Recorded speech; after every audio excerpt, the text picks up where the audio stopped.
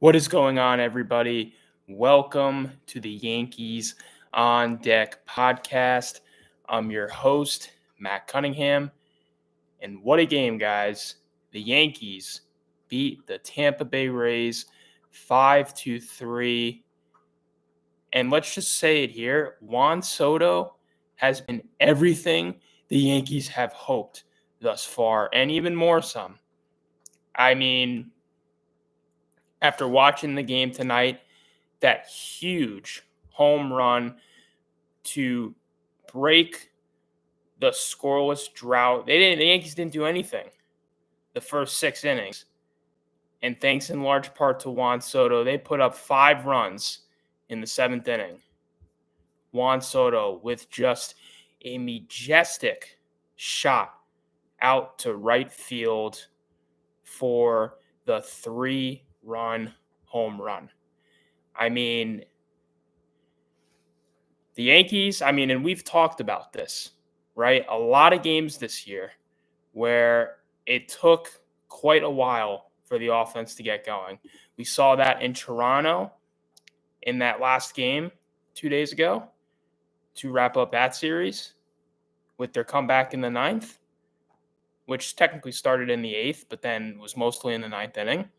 And then we saw that too in pivotal series as well, such as, Houston to start out and then Arizona and, even the Cleveland series. I mean, just so many times this team has been down and have fought back. And statistically so far this year, this is the 4th comeback victory for the Yankees. And, what else can you say?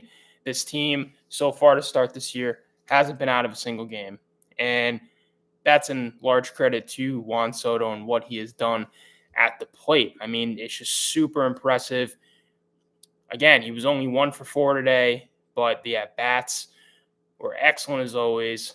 3 RBIs on that 3-run home run to right field. And then just the pure emotion from Soto. He's having fun playing baseball. The guy loves the game. He plays with a ton of passion, a ton of energy. He's brought some new energy to this team, without a doubt. And like we've said, every at-bat, he doesn't give an at-bat away. Every at-bat, it's a chess match. It's Juan Soto versus the pitcher, and he makes every pitcher work their butt off to get him out. He doesn't waste one pitch, not one AB. And again, my point still stands. Juan Soto is the best pure hitter in Major League Baseball. He's the best hitter, period. When you put all the intangibles together, his plate discipline, the eye he has for the strike zone, the awareness he has there, the ability to hit for power, utilize that short porch, but not just be a strict dead ball pull hitter. He doesn't need to be that. That's not who Juan Soto is. That's not his game.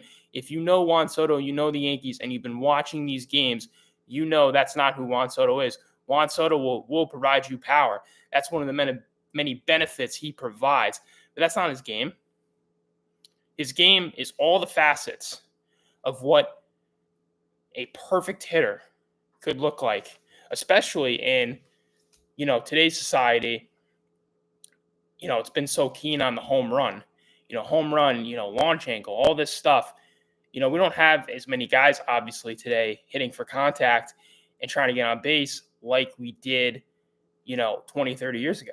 The game's changed. The game's accepted more swing and miss, more strikeout, sacrificing that for more power. But now we have a player, a generational type player, who, mind you, is only 25 years old, who is doing things that we haven't seen done since Trout came up, since Harper, since go back to Ted Williams, the keen eye that Ted Williams had for the strike zone and knowing what pitches to lay off. We are seeing a generational talent, a player that we might not see again ever, because of the way the landscape of baseball is changing.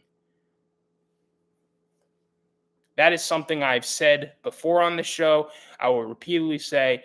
And before I dive into the game and the overall highlights, I just want to emphasize that Juan Soto you give him what he wants.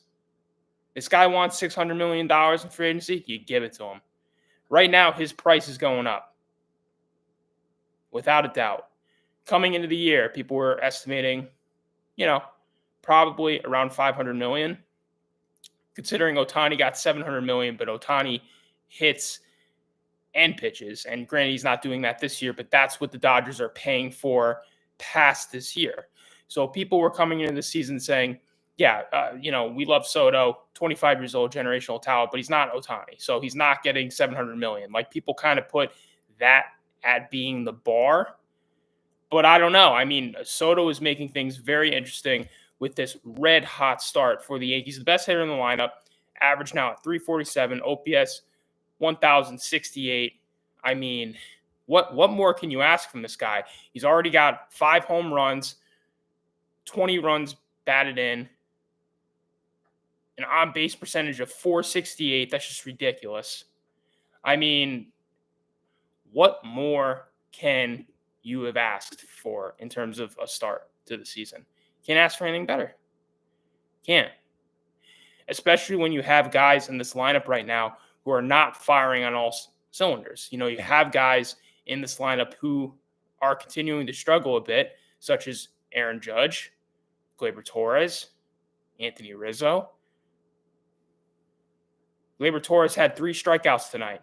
Batting average dipped to 197. Aaron Judge had a hit late in the game, base hit, but he was 1 for 3. A walk, average now at 189. OPS 715. Anthony Rizzo, his average dipped to 231. He was 0 for 3 tonight. All right, so these are guys in the lineup that haven't hit their stride yet.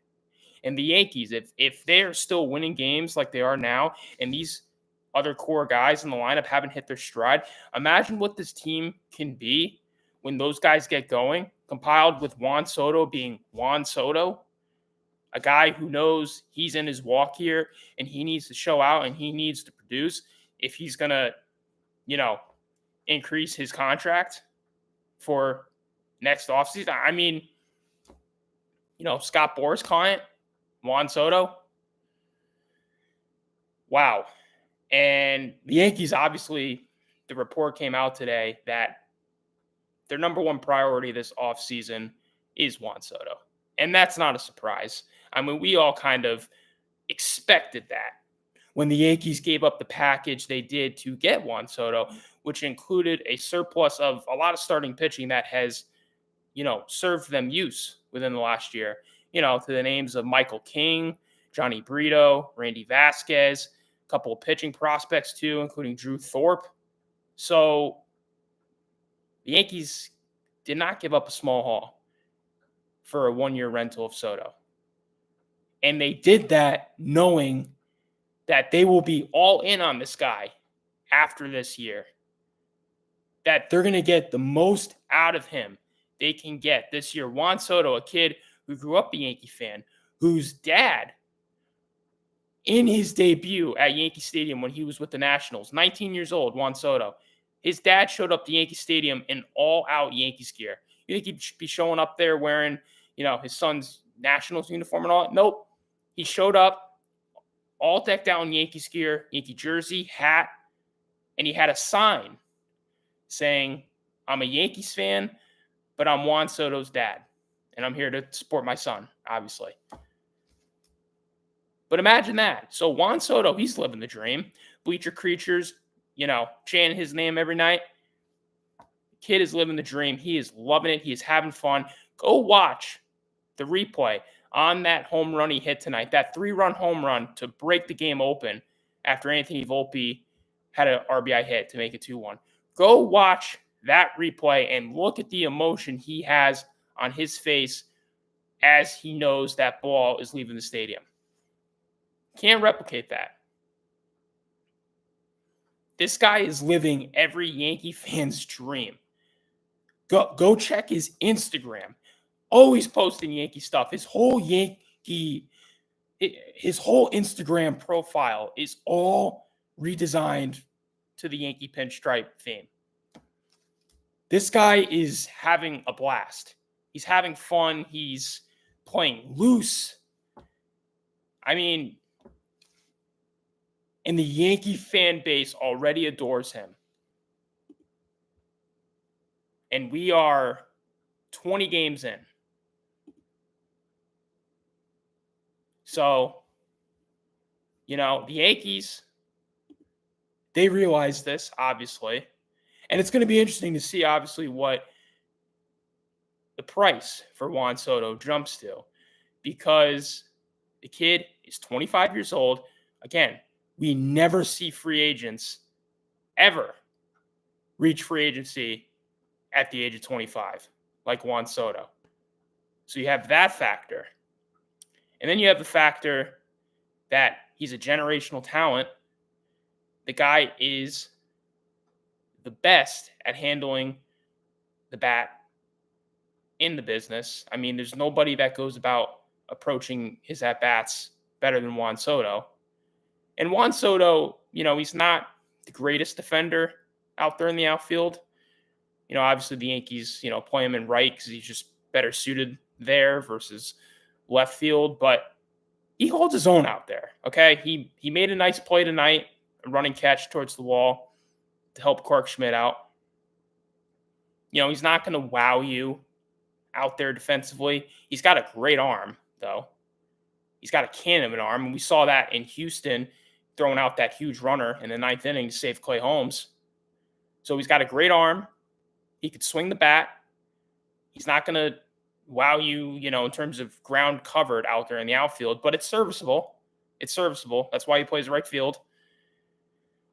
And so when you compile all these things together, and obviously his young age and the fact that 25, that's like your prime years, I mean, what more can you ask? So Yankees better be ready to pay up. That's all I'm going to say. And that's why, Gleyber Torres, as bad of a start he's been on. Look, Gleyber Torres could be knocking the cover off the ball to start this year, and I would still say the same thing. He's not going to come back after this year, and that's just because the Yankees, they have, a budget. They're not going to go past that, and that money is going to be utilized towards retaining Juan Soto and not retaining Gleyber Torres. It's as simple as that. Gleyber Torres, I have no idea what he's going to get in free agency. We'll have to see how he picks it up, to carry out this year. Can he bounce back? And I believe he can. I believe he's so far in his head, though, right now on defense and offense, and we've seen that. We saw that again tonight with the defense and then the offense, 3 strikeouts. But at the end of the day, Gleyber Torres, we know his repertoire, what he's done for this team, and he was great in spring training. So now he's just off, and now we got to get him back to what he was. And if you can get that, and then you can get Aaron Judge going and Anthony Rizzo, hopefully, you got a pretty potent lineup there. But I am concerned about some of these guys. I'm concerned about Rizzo with the defense at first base, and also too with the offense. I mean, average is at 230, not great, not atrocious, but not great. On base percentage of 310. Look, he's 7 RBIs, but 1 home run, 18 hits, 78 at bats. I mean, I'm just concerned. I haven't really seen much power from him. Yes, he does have the 1 home run, but look, he's 34. So I just hope that he can be, above average. He doesn't need to be the Anthony Rizzo that he was last year in the first half, which was amazing, hitting over 300 and just driving in a shit ton of runs. He doesn't need to be that guy, but he needs to be, serviceable above average, in that lineup. So I am a little concerned, especially with the defense and given his age, he's 34, So hopefully on that end, he picks it up a bit. Giancarlo Stanton was 0 for 4 tonight with a strikeout. Again, Giancarlo Stanton, incredibly streaky. Average down to 238. But look, I mean, whatever we can get from Stanton is a plus. Okay? So Juan Soto, as I said, 1 for 4. Anthony Volpe broke an 0 for 14 stretch. He was 1 for 3 tonight, had a huge RBI base hit in that 5-run 7th inning to also break the tie. It was 1-1 after Cabrera hit a ball to the first baseman, Yandy Diaz, and he couldn't field it. went down the line, runs scored. Rays defense tonight was terrible, by the way. Gave up a lot of base runners on defensive miscues and just errors. They had 2 errors tonight on defense. And, Yandy Diaz, he should have had that ball. Easily should have picked that ball. Went right through his glove on the hop. And, that's why it wasn't rewarded a hit to Oswaldo Cabrera. So, yeah, I mean, the Yankees were able to obviously take advantage there. And then you had Juan Soto coming up first and second, and he, is Juan Soto, and he took advantage, full advantage, make it 5-1. And as for the pitching tonight, I mean, Clark Schmidt, he was good. He did have a bit of trouble the first couple innings with his pitch count. I believe after the first 2 innings, his pitch count was over 40 pitches through those first 2 innings. I believe he was at between, I think it was like 45, 48 pitches. I mean, that was a lot.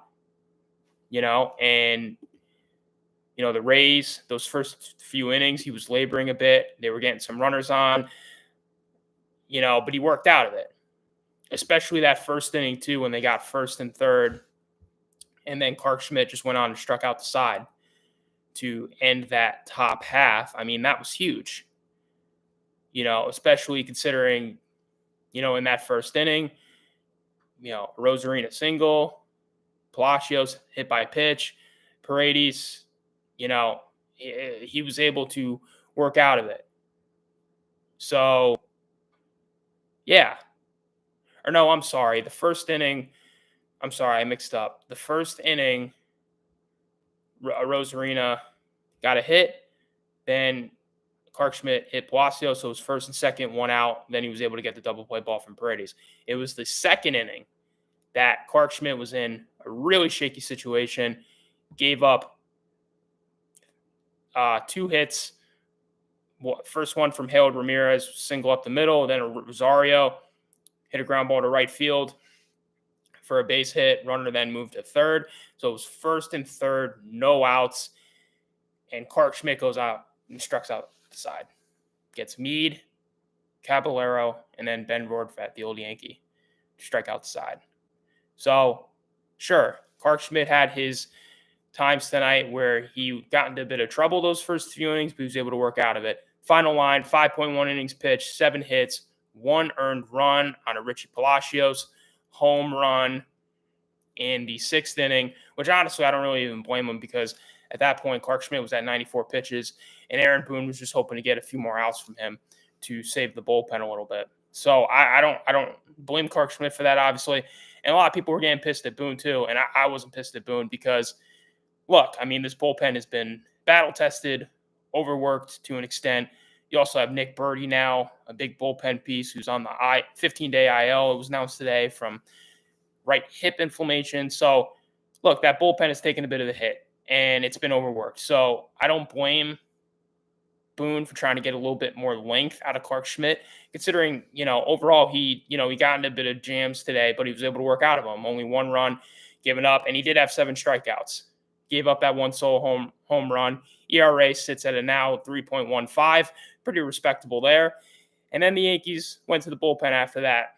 Denny Santana came in. He gave 1 2/3, 2 hits with a strikeout. He continues to be impressive in that Yankee bullpen. Very underrated so far. And then Hamilton came in. Hamilton came in late in the game, and usually Hamilton is locked down 1, 2, 3 inning guy. He didn't have it today. He labored a bit, but he was able to work out of it, and really bear down and work out of the jam. I was kind of hoping Aaron Boone would give him the hook and take him out because he didn't have it. He was giving up hits. Top of the 8th inning, he walked a Rosarina. Then he gave up a double to Richie Palacios, who, he had the homer earlier off Schmidt. And then Paredes hit an RBI single up the middle. So 2 runners scored from second and third, and that made it 5-3 Yankees. And I was thinking, oh, shit. I mean, you got to take him out. But he was able to bear down and get out of it. Giving up just 2 runs. And then the Yankees had to turn their attention to Clay Holmes in the 9th inning. And that was stressful as usual. Clay Holmes came in and I believe he walked the first batter, and then it was a base hit. So then it was first and second, no outs. And I'm just thinking, oh, here we go again, you know. And granted, Clay Holmes hasn't given up a run this year, but Clay Holmes has also been bailed out a lot, specifically in Houston, Arizona. A lot of series this year he's been bailed out. So, it's first and second, no outs. Yankees then get like some weird pop up that I don't know. Judge, in center field and in the infielders, nobody could call it, so it falls, it drops in somehow, but then they get the runner at third because first and second they got to go on that ball that drops in, so they're able to get the out. Not pretty, get the out. So then you have first and second, one out, and then they're able to get the double play on Palacios. He comes up and he was red hot this game, obviously. So that was really nerve-wracking with, 2 runners on and you only have a 2-run lead. So it was a line drive to Anthony Volpe, snagged it, and then he was able to run to second base and tag second to get the double play. Ball game over. Yankees win. Exhale. It's not easy with Clay Holmes watching him. The heart rate pretty high. I was driving home from school because I'm going to the game tomorrow, and I was listening to the game, and then it got to that point I was like, I got to shut off. I can't do it. I can't listen to Clay Holmes pitching in the 9th inning. It's just there's just too many. It's a rarity for Clay Holmes to come into a game and for it to be a quick 1, 2, 3. Very rare. That's why we were very spoiled with Mariano Rivera, because that really doesn't exist all too much nowadays. I mean, you can't really name, Josh Hader was supposed to, he's been the number 1 closer in baseball for a lot of years. But so far this year for Houston, he's not been good. ERA is at 8.38. He's 0-2 in 11 games pitched this year, just 2 saves.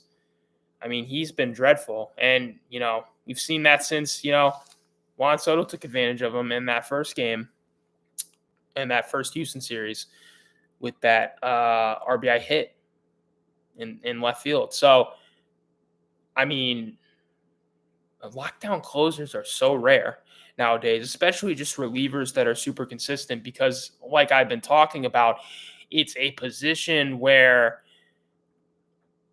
think of players like stocks almost, where their value, sometimes really high, sometimes really low. And it's honestly most unpredictable with relievers because they're not like starting pitchers where they're pitching once every 5 days. These guys pitch a couple times a week, usually, right? They'll come into games, pitch an inning or 2, then have a day off the next day, then come out, day or 2 later and pitch another inning or 2 and vice versa and whatnot. So they're pitching a lot, and they're pitching in tight matchups, crucial games where stakes are high. And they got to make pitches and they got to get quick outs. And a lot of times, this is baseball. I mean, you're playing against the best players in the world. So, and there's so many of them. You have so many guys in Major League Baseball. Every team has at least several guys in their bullpen that throw 98 to 100. That's just the way it is nowadays with the increase in velocity and the emphasis on that. 10, 20 years ago, you didn't have that. 20, 30 years ago, let's say, you were lucky if you had a guy in the bullpen that was throwing 95. I mean, the Randy Johnsons of the world were an anomaly. And nowadays, it's not like that so much. So it's very hard to, find big separators in terms of bullpen help and relievers that can be consistent lockdown closers almost night after night, because that's just not the thing anymore. Guys, have adapted, and now you have all these guys that are throwing hard and big velocity, and hitters are also having to adjust. So it's that balance of like separation and separating yourself that's really tough nowadays.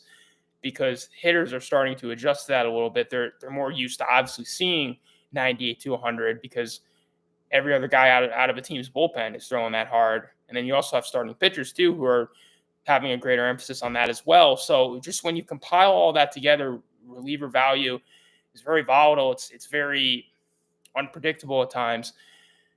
And so that's why I think you can appreciate, the greatest closer to ever live and Mariano Rivera, and then also other great closers throughout baseball history like Trevor Hoffman or Lee Smith, because those guys, just the number of times they were able to come in, crazy amount of times, come into a game, come into a stressful environment filled with all sorts of pressure and just lock down the game right then and there. And the game was over. You knew when Mo was coming in, you knew the game was over. There was no ifs, ands, or buts about it. And nowadays you can't really say that, just because the times have changed. I think partially, there's not a whole lot of guys that separate themselves from, other competition, other relievers as much anymore, like Mariano Rivera did. Mariano Rivera had that signature cutter, broke so many bats, was so unpredictable, moving all over the plate. It made teams fear him. And then Mariano Rivera got that confidence after a while in throwing that pitch. He was unstoppable. So anyway, that's the way baseball used to be, and it's not like that anymore. So, these relievers is kind of rolling the dice a little bit more, So, yeah, other than that, and it's kind of the same general theme like we've talked about, right? The Yankees, look, the Rays had 14 hits tonight. 14 hits. The Yankees only had 5. Yankees just made to capitalize more. The Rays, pulling up the stat, the Tampa Bay Rays left a ton of runners in scoring position. They were 1 for 10 tonight with runners in scoring position. So that's all you need to know. Those 2 runs coming on that RBI hit off Ian Hamilton by Isaac Paredes. That was really the only time to capitalize. And by that point, it was pretty much too late because they were already down 4 runs and they were just trying to crawl back into the game, which they did, but then they couldn't capitalize on the ninth when they had first and second, no outs. So, yeah, that'll bite you. And the New York Yankees tonight, obviously they were able to capitalize more, slightly more. They were 2 for 7 with runners in scoring position, and that was a difference maker. And also defense, too. We talk about how critical defense is tonight. The Rays had a crucial error that led to them giving up a run. So then you could have looked at a game that could have been 4-3 instead of 3-5. Could have, shifted the momentum a little bit. Look, that's why we talk about constantly, too. Defense is so crucial. People don't necessarily think about it. It's not the first thing that comes up when you're talking about a team and how great of a lineup they have or how great of the pitching staff they have. But it matters. It especially matters in close, tight games like you had tonight, and then especially when you get into the postseason and the pitching tightens up and there's maybe not as much offensive output as you have in the regular season, right? So all of this matters. All of it matters, and it really bit the Rays tonight. And luckily not us, because the Rays have always been a pain in our asses for this team. I've talked about that constantly. They've just always been relentless. They're never out of a game. They weren't out of it tonight. They fought back. They clawed their way back, down 5-1, then made it 5-3 in that top of the 8th inning. So the Rays are a good team. Okay, and I'm especially glad the Yankees got the win tonight because, look, I was kind of surprised that, I didn't get to watch the game. I'll have to watch some more of the highlights, but, the guy going for the Rays, Tyler Alexander, he came in to this game with like a 6 ERA. And granted, small sample size, but, he pitched pretty freaking well tonight.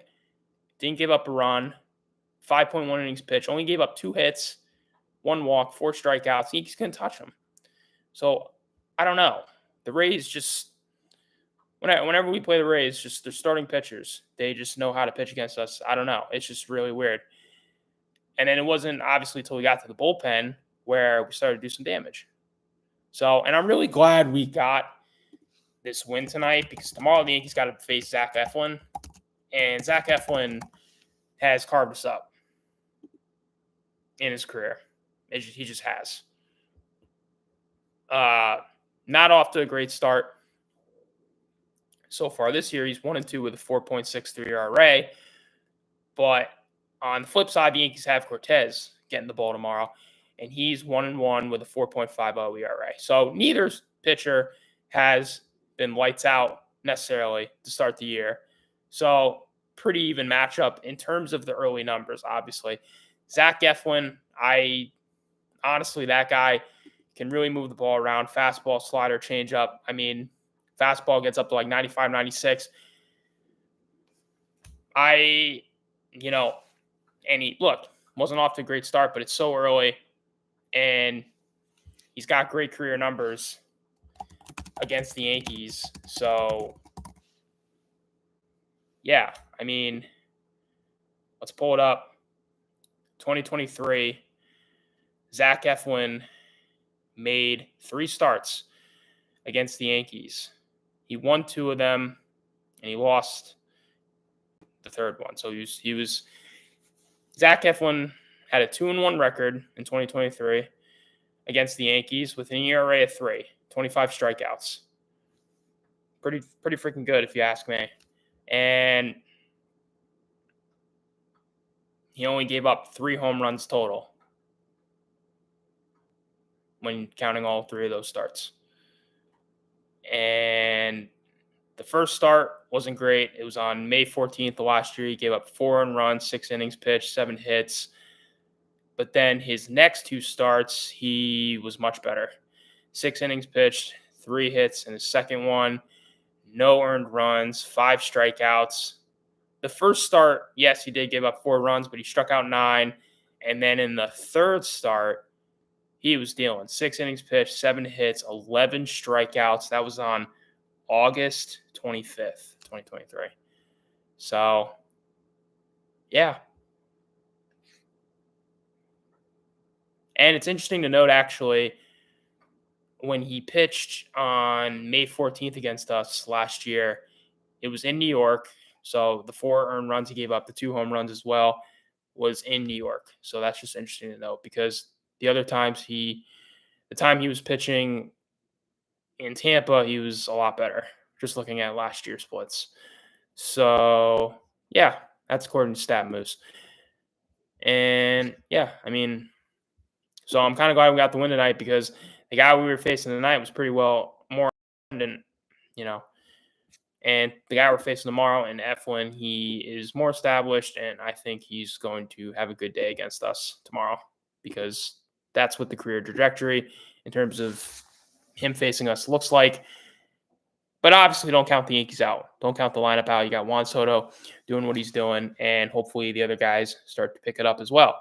And also Anthony Volpe, I mean, breaking that 0-for-14 skid, keep him in the leadoff spot. He's still continuing to have good at-bats. The key thing is he's gotten off to a great start. He really ran with hitting leadoff the first series or 2 once he was promoted to that. So leave it where it is right now.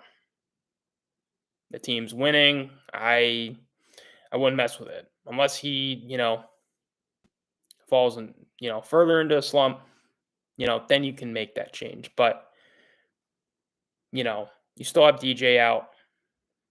Yeah, I wasn't a fan of moving Volpe to lead off, obviously, to to take that jump. I wasn't a fan of it this early. But look, he's clearly had a great start to the season, so let's see where it goes.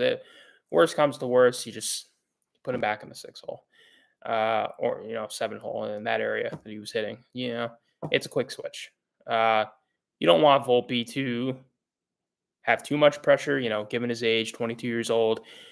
You want him to realize, obviously, that you got so many guys behind you that can also pick it up a bit, pick up their end, and doesn't have to all fall on your shoulders type of deal. So, yeah, I mean, that's kind of where things stand right now.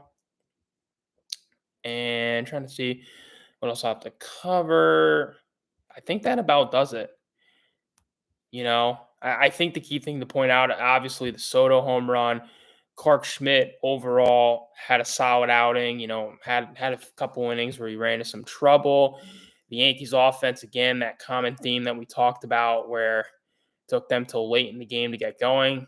They were scoreless the first 6 innings, and in the 7th inning, they had that huge 5-run inning to come back down 1-0 to then lead 5-1. Then Tampa in the top of the 8th started to make their way back, hitting around Ian Hamilton a little bit. He wasn't sharp today, as he usually is, giving up those 2 runs on that RBI hit after back-to-back hits to start out that inning. So then it was 5-3.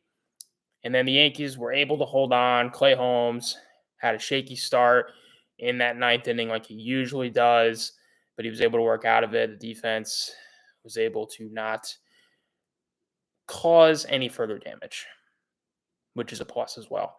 But the defense, obviously, still an issue with this team and something that has to get addressed.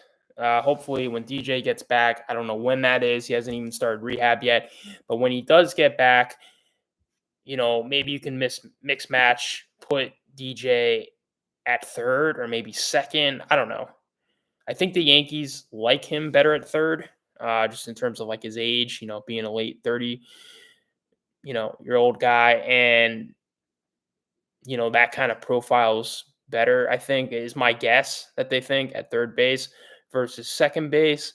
But I don't know. You got to figure it out. Hopefully, John Birdie, another guy the Yankees got for his defense and utility guy, hopefully he's back soon because, we need to improve that defense. Like, I heard a guy on Yankees Twitter, Yankee streamer actually, you might know him or might not. Very good at what he does, though, content-wise. Joe's McFly. He was always saying how after these wins, winning when you have a bad defensive team is a good deodorant. And he's right. When you win, you kind of forget about all these things that are still a concern, right? You're not going to have a perfect team. There's no such thing as a perfect team. You have highs and lows as a team, but there are things with such team that can be a concern, and defense is obviously one of them. Pitching as well, pitching depth you could bring up as well, but I would say within the last week, defense has been a bit more of a concern because that's obviously something that's been more of an issue than the starting pitching as of right now. Not saying that could change, but with that being said, it's just you just got to clean it up. You just have to clean it up.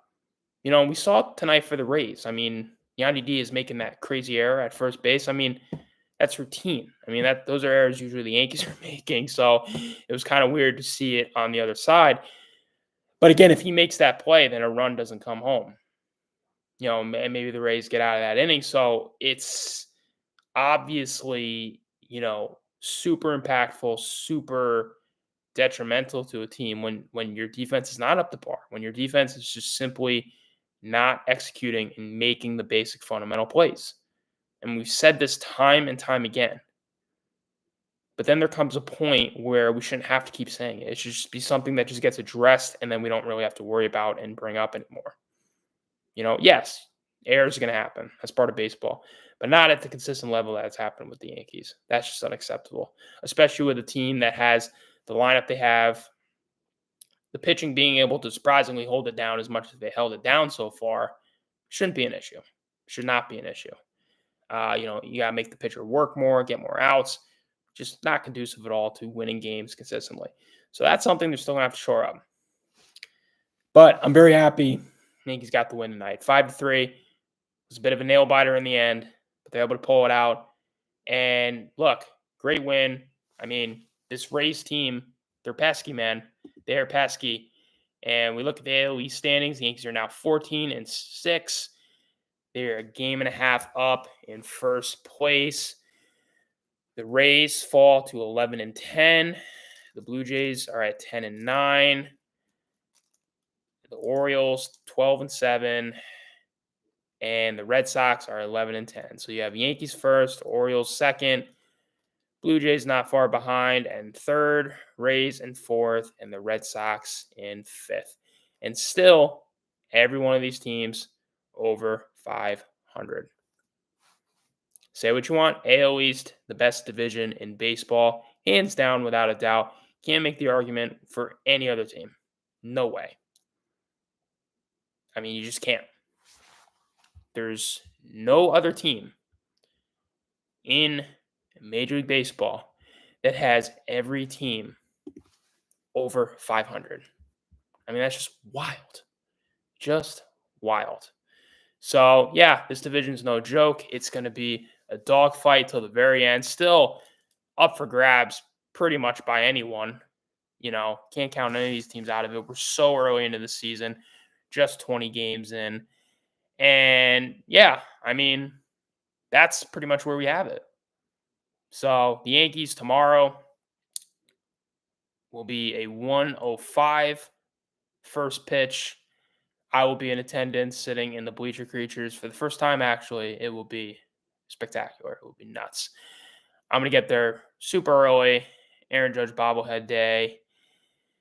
Also, they're honoring John Sterling as well before the game.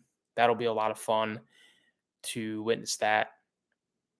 And look, John Sterling, love him or hate him. Look, I like John Sterling. Okay, I think he did a great job calling the games, and obviously he's been such a pivotal part of big Yankee moments in history, World Series appearances, so many of those, walk-off home runs and all that. I think it's going to be a sad day, but he's going to get his roll call. Bleacher Creatures, whole stadium's going to show out and really give him his applause, and he deserves it. 35 years of hard work, showing up every day to the ballpark, and he just said he's tired. He's tired, and he's at that age. He's 85 years old, going to be 86 in July. So just be appreciative that he actually did this for this long. I mean, that's just super impressive. The fact that he was still calling games into his mid 80s is something nothing short of spectacular. So props to him.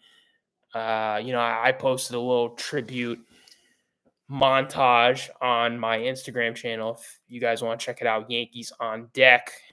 I posted just some clips of John Sterling's more popular home run calls. I wasn't able to post all of them because stupid Instagram, it cuts off after I believe 60 seconds. So not all the clips made it in. So obviously there's going to be ones there. People like, oh, you didn't include this, you didn't include that. He had some good ones. Glaber Day was funny. Robbie Cano, what don't you know? I liked always Curtis Granderson, the Grandy Man can. I love that because Curtis Granderson was my favorite player growing up. And then there was some other ones that were kind of ridiculous, to share us in a text message. That was silly. But, look, love him or hate him, he did a tremendous job. And a lot of people would always say too, he didn't take himself fully seriously. He realized baseball is a game and supposed to have fun and joke around a little bit and be a little silly like that. So that's okay, And the fact that he did it as long as he did, being in this game also too for like over 50 years. I mean, super, super impressive. I honestly, and I don't know if this is really far stretched, but tomorrow it almost makes me wonder, like, are they going to have like a plaque for him out in Monument Park? I mean, is he on the level of Bob Shepard and Mel Allen for the Yankees, who are famous broadcasters in their own right, for the Yankees at one point in history, and have their plaques in Monument Park, and they're also both in the Baseball Hall of Fame as well. Is that something that's coming John Sterling's way? Possibly. I don't know. I think that's something people can come to their own conclusion on. Whether you like him or hate him, But I feel like generally most Yankee fans view John Sterling very positively. At least that's my kind of take on it, just from seeing the reactions these past few days since announcing his retirement. But I don't know. I mean, but I love the guy. I mean, I think he's done a great job. I think he's done an awesome job. And it'll be nice to see him get, his moment tomorrow. So he's going to get his moment, pregame ceremony. I think they said around 12 for the game, and then they said he'll go in the broadcast booth for a few innings chat it up with Susan Waldman and whoever the other radio guy is that is taking his place, and then that'll be that. So hopefully the Yankees can keep up this momentum, coming out of Toronto and then tonight against Tampa. They're going to need it. And yeah, that's all I have for you guys tonight. Thank you for joining the Yankees on Deck podcast episode, this latest episode. And I will see you guys soon. I will talk to you tomorrow, actually. I got to go to bed and get some shut-eye because I got to get up early and head to the stadium. But thank you so much, everybody, for tuning in. Have a great night. Let's go, Yankees.